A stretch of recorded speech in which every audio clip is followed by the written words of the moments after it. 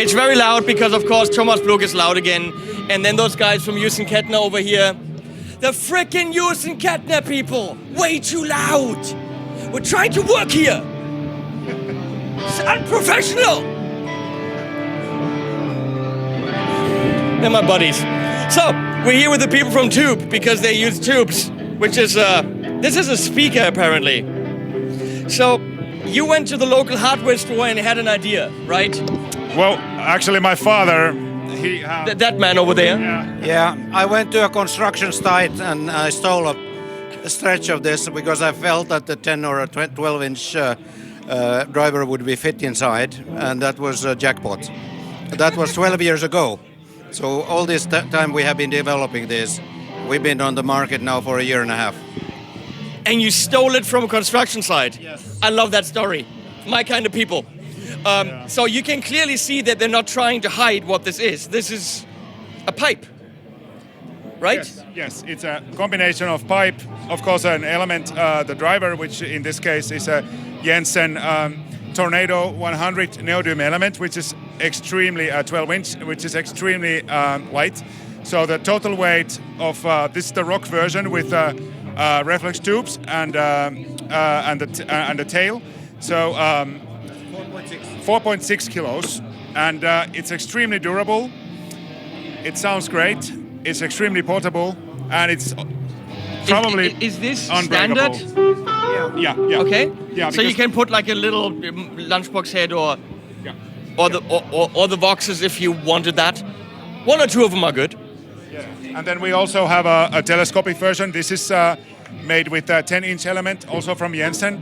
So both feature magnetic legs, so this goes off. I have magnetic legs, by the way. These come off. Yeah. Right here. Yeah. They do.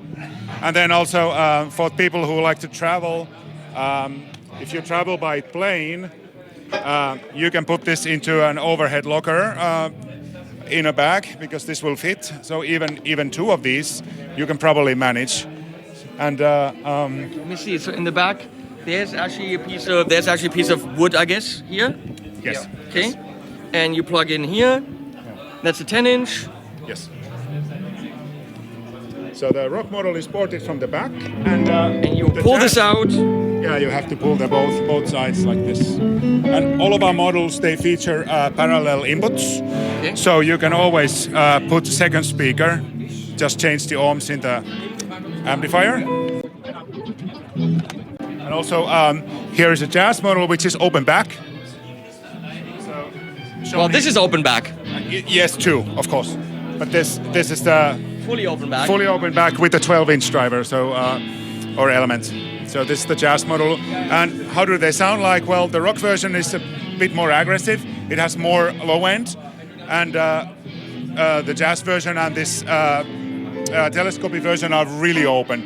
So normally a wooden box, it turns into a Tonenkanon, so it's a very narrow yield you get from the speaker. But our because of the material we use, we are getting really much wider sound image. So you can stand wherever you like. It's not so critical as it's usually. Oh, really? Yes. So that's one sort of a side effect we encountered when we first have the like a usable speaker prototype. Awesome. So play something for me because I want to. Well, first I want to hear it before I put the mic in front of it because it's going to be about how do we experiencing it? How do we experience it as guitar players?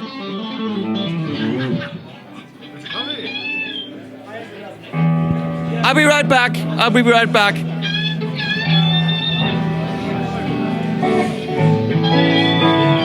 Uwe is making a coffee.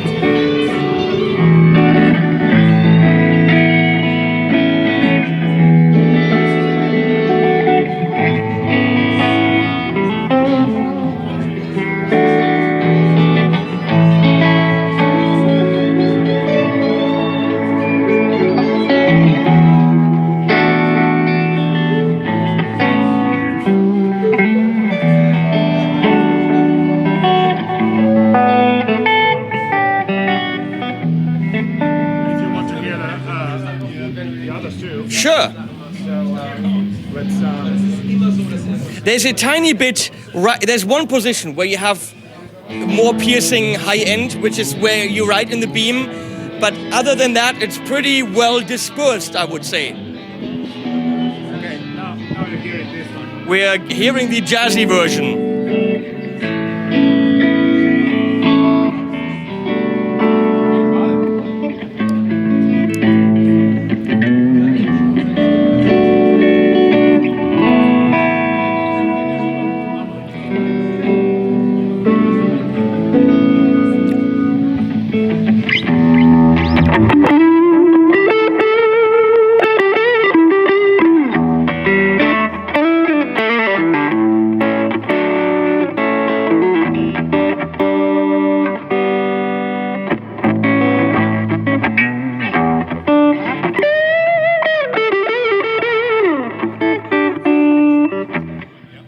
Pretty impressive. Obviously very difficult to say with you playing a guitar I don't know, me not knowing you, and playing an amp I have no idea about.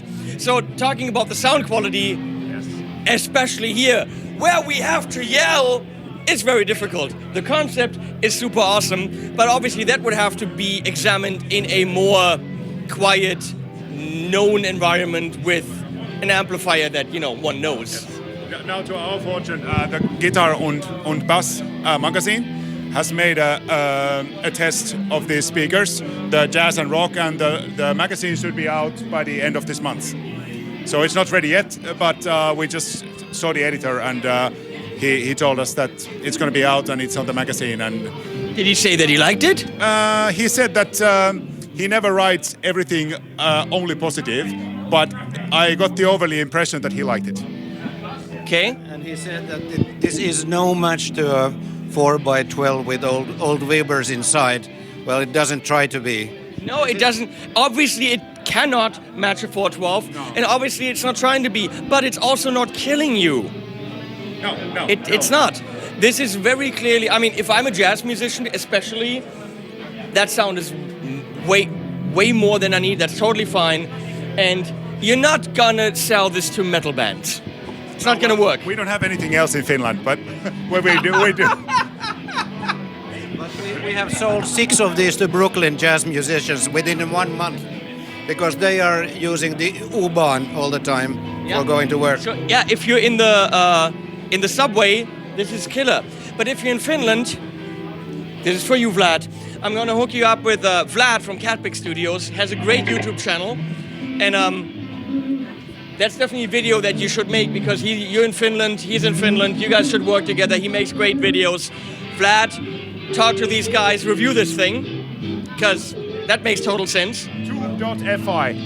Toob.fi, be there.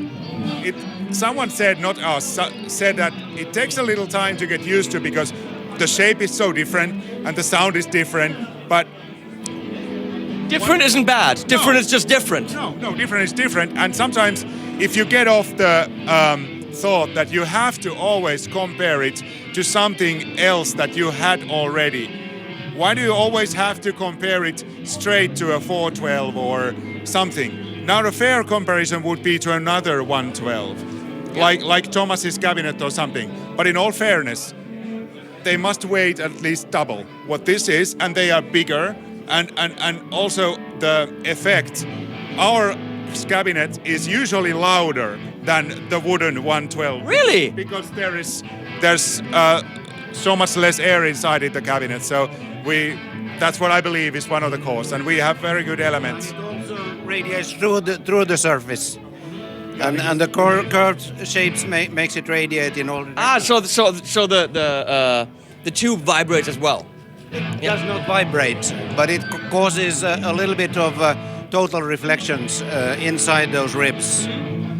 We have not done any lab analysis on that particular quality, but on ordinary lab analysis, these are pretty straightforward in their performance. It's definitely a super interesting concept, and I'd love to compare that in an environment, that's not here.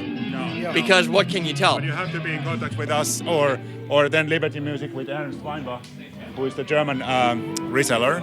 So he can supply one. Cool, sure. Well, We'll see how that pans out, but I think this is definitely people, as they have on their shirts, thinking outside of the box, and we need more of those people because it's a 412 and it's a tube amp and all that stuff isn't always, you know, just like those folks from Houston Kettner who are hopefully working on my coffee, thinking outside the box, making a non-tube amp powered by Leprechaun jizz, as we have already discussed, and it's a good amp. Nico is looking at me, he's like, right. If that coffee machine doesn't have tubes in it, you can't drink the coffee, can you? Oh, damn it. Yes. I'll try it anyway. I'll give it a whirl. Well, thanks, guys. Check out Yeah, Toob. Toob. Toob.fi, yeah. Yeah. And animals at the end. And also thanks to Robin, who's holding a very heavy camera for a very long time. Peace out.